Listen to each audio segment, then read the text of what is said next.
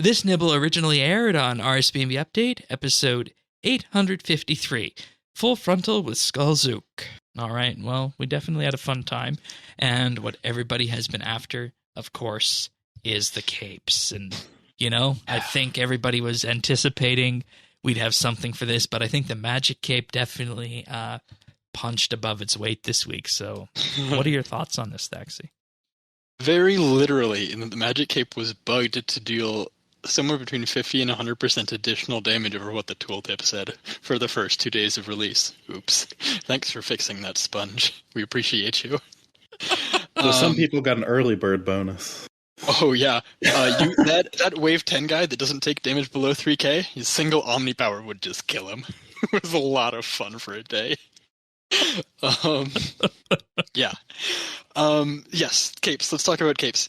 The magic cape, Omnipower is still incredibly powerful. It gives you 4 chances to critically strike, which the way that magic is working right now, you have the crit stick, which, God bless, the 9 billion coin crit stick. It Fracture does Staff great of things. Armadillo.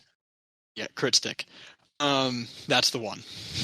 It's but also because Incite Fear exists and you get that 40% adrenaline cost Tsunami. Tsunami gives you adrenaline every time you crit.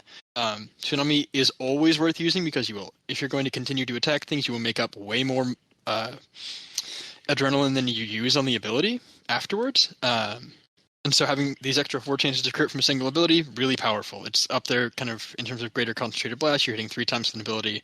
Really awesome. Mage Cape, big win. Mage also doesn't have a lot of things that use adrenaline, right? Your 25 or 30% adrenaline for Gothic Staff is like the best dump they have for adrenaline. They don't have a ton of extra ultimates to use or things, so this being usable, Omnipower, is amazing for them. Mage got a big win with that cape. The range cape is the loser of the 3. I'm sad to say. It's still going to be used. It's great to have an extra ability. Range does not have a ton of abilities to use. The range cape, if you have time for the bleed to run its full distance on Deadshot, is slightly better than using a Dark Bow special, which this costs 60%. Dark Bow costs 65%. If you have the time, this is slightly better. It will be used. That's great. If you people that don't own Essences of Finality but do own this cape, they now have access to that big damage, which is great. Ability to dump that adrenaline. The melee cape, it's a great buff. It's an ability that should be used. It's hard to work out where it belongs in a melee rotation. They have 2 skills worth of abilities, and so they're already kind of chuffed with tons of options to spam adrenaline into, especially with all their additional special attacks and things on their weapons. Melee is doing pretty okay. Cape's a good buff. It's fine. But magic is the big winner here. For the and it's sword... green. Or no, purple. And, yes. Sorry, I messed that up. I was going to jump up and down because it was green. Range cape's green. That's exciting. How they look? Mixed opinions. Oh, I like the way they look. Let's look. take a second to talk about that. I like the way they Take look. a second to talk about Canis, this. is that? I mean, you don't really... I don't know. You're going to have an override anyway, I feel. I really like have- the way these capes look. You have I history. love the purple one. Love it. You have history and expectations here. Yeah. Fire Cape was so cool. Why was Fire Cape so cool in 2006, 2008? Moved. It was the one thing that moved. It was animated. Yeah. And then the Kiln Capes came out, and they looked awful. And then they got reworked. And then the reworked version of them, they have particles off the bottom, and they've got 2 moving textures on them. We went from 1 moving texture to 2 moving textures. Ooh. Rare for a lot of things, right? There's very few items that have those. And then we get these capes, and they have no particles and no textures that move. Well, I poked the bear. Okay. I poked the bear. Let's talk about the Mythical Sword. Rumble. I have one thing to say about Okay. the capes. I really do wish that the hybrid cape could be recolored to the green and purple of the mage and range capes. Yeah, I just feel like that's kind of missing. Yeah, you that'd know? be good. Well, use an override. But I want my pretty purple cape.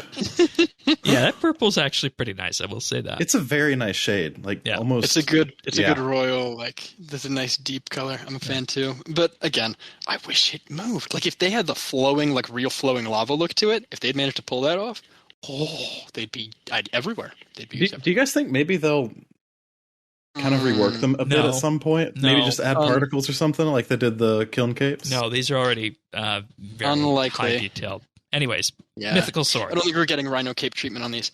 Unfortunate. Yeah. So the next thing is the sword. The sword is so expensive it practically doesn't exist. It's a bit of a myth. Even, like, the difference here is that hard mode for the first 2 bosses in the Elder God Wars, if you had 3 people, like, you could do Archglacior, low percent, and Rage, anybody could do it. So people could get cores from that. For Karapak, like, you get 3 people, you have lower drop chance each, but tons of kills were being done of hard mode. For this, I think much, much fewer kills are being done of the hard mode for this, because it is much more challenging. And so I think the sword will be much more rare over time. I think the sword will stay very expensive. At the start of this week, it was 15 bill. Currently, last I saw, it was 10 bill. I do not expect it to drop a terribly large amount. That said, it is working as expected. It's really big damages. It may replace the Zaros God Sword in a lot of situations. It's great. It does a lot of damage. It's a nice, hefty buff for melee, but it's also so expensive it practically doesn't exist. Yeah. So, like, yeah, it's whatever. It's good. If you have it and you have all your melee stuff, you can do damage that I think is on par with, magic damage, as long as you're the only melee or yada yada. Whatever. So, next thing, the book from this front. It matches with the Elder God Wars theme of the other 2 combat books. It is better than a Scrimshaw and worse than a Grimoire. Unless it becomes bugged. Haha. Of the 3 God books, I'm willing to say that it is the strongest damage output in general PVM scenarios. Just from the math perspective, and marginally, but it does have the drawback of 10% increased damage taken to you when it activates. It also is one of those things that you can't time the activation necessarily, so like... I have been using the Jas book a lot this week. You might have a problem if you get this book. If you were to pair it with, say, a Berserk or something, right? I mean, the thing is, you're doing a ton more damage. So if you're doing 6 or 7 times the damage of your target, which is honestly usual for RuneScape, our targets have millions of health points, and we have 10,000. Soul Split will heal back a ton of the extra damage you take. So there's an argument for this on either way. I think it is the strongest damage-wise of the books, and it is especially strong for the range combat style, especially with greater ricochet, because you're hitting things so often, the book will activate more often. I don't have a whole lot else to say on that. It's stronger, you have the extra drawback. Any of the God books are useful. I just looked today, the Jas book is 15 mil. If you're looking to pick up a book, just get that one. Don't spend 400 mil on this. It's not worth the difference. Whatever. Next up, the Quiver. The Quiver is a similarly mythically rare item. The estimates I've seen are Quiver pieces anywhere from 1 in 20 to 1 in 30-ish. Could be anything outside that, who knows. But Quivers are pretty rare. Quiver pieces are pretty rare. You need 100 of them. You get 8 troves an hour with a fully upgraded ring. If you math that out, it is like 250, 300, 400 hours of Elder God Wars, which does not include the Archglacior because the hard mode of the Archglacior does not drop troves for reasons. To create a single Quiver. Quiver is quality of life only, the damage buff on it. It increases your maximum damage only, not your minimum. Or at least if it increases minimum, it doesn't say that it does. Which means that it is a less than 1% net damage increase. It is a quality of life update only, and it is going to be used primarily by people who are using bow and crossbow switching to use the new, in my opinion, the Despor arrows, right? With Hydrix bolts. That's like where this Quiver gets used. It's a nice quality of life for anybody, but it's so expensive, it's not worth buying. So that's the Quiver. Lastly, Magma Tempest. Magma Tempest is the biggest winner of this update. It is, at time of speaking, about max cash to buy. It synergizes very well with our Fractured Staff of Armadyl, the crit stick, because it can crit on every target within its range, and each of those crits will apply an auto attack from the Staff of Armadyl special attack. It's being reworked next week to be more like a regular ability. That makes so much more sense. Or in currently one of the following weeks.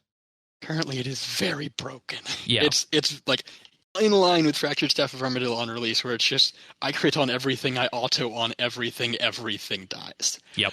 And it's a basic.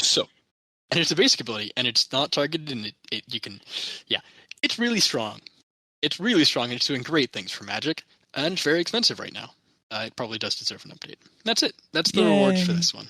You can find full episodes of RSBANDB Update right here on this YouTube channel. If you found this video useful or just enjoyed it, like and subscribe, or leave a comment.